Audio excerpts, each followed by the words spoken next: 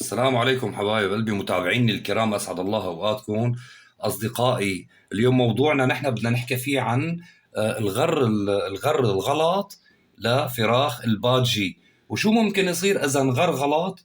تمام أصدقائي، هل ممكن يتضرر؟ هل ممكن يموت بسرعة؟ أكيد رح يموت بسرعة إذا كان الأكل ما نزل بمجرى الطعام تبعه.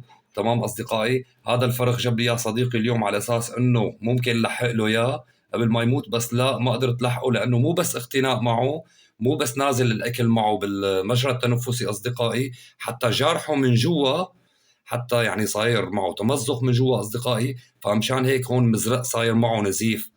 تمام، من الغر الغلط حبايب قلبي. اليوم انا رح احكي لكم كيف رح نعمل اذا كان عندنا فراخ وبدنا نغرها بالشكل الصحيح، حتى ما ان شاء الله عز وجل ما يموتوا بين ايدينا وما نزعل عليهم، تمام، ونخسرهم. واول شي حبايب قلبي، بالنسبه للغر بانو سرنجات بدي غر انا فراخ البادجي الصغيره حديثه الفأس، يعني اللي مثل هذا هلا عمره 6 ايام اليوم وتوفى حبايب قلبي من نتيجه الغر الغلط. في عنا هي السرنجات، هذا قياس 2 اصدقائي، هذا مناسب لهذا العمر تماما مشان ما يسبب له مشاكل وتمزقات او يعني نخرب له مجرى التنفس. تمام، وهذا قياس 3 للي بيصير أكبر من هيك حجما. تمام أصدقائي، وفي قياس واحد بيجي أنعم من هيك وقت بيكون عمره نهارين أو 3 فرخ الباجي. هلأ تعالوا خلينا نحكي مع بعض شلون بدي غره. أنا إذا كمشت الفرخ، تمام يا أصدقائي، إذا كان الفرخ هيك وجيت أنا كمشته بإيدي اليسار وقلبته هيك لعندي حبايبي، تمام، هلا هيك انا قلبته لعندي، يمينه وين صار؟ صار يمينه هون حبايب قلبي، هذا اليمين هذا المجرى اللي بينزل فيه الاكل. تمام حبايب قلبي، اللي بيوصل للحوصلية، وهذا المجرى للتنفس هون عنده اليسار.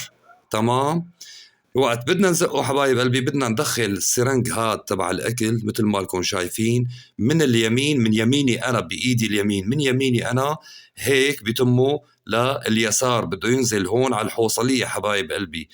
لانه في كتير ناس عم بتغر هيك من قدام، بتغر وبتنزله هيك، تمام، بينزل بمجرى التنفس وبيعمل له تمزقات مثل ما صاير مع هذا الطير. طلعوا اصدقائي حبايب قلبي هذا الفرخ شلون هيك كله مزرق. تمام، هي نتيجة الغر الغلط. بتمنى تتابعوني بهذا الفيديو مزبوط إن شاء الله عز وجل، حتى ما توقعوا بأخطاء وتموتوا الفراخ اللي عم تغروها حبايب قلبي. إذن للتذكير، اليمين هو للطعام واليسار مجرى اليسار هو للتنفس. إذا قلبت وشه للطير لعندي أنا صار بدي طعميه بإيدي اليمين، يعني على يسار الطير اللي هو يمينه. تمام أصدقائي، وإن شاء الله كمان بحلقات جاية بشرح أكثر من هيك بإذن الله عز وجل، ومواضيع أكبر من هيك بإذن الله، ومن متابعين مع بعض إن شاء الله. وبأمان الله حبايب قلبي، والسلام عليكم ورحمة الله.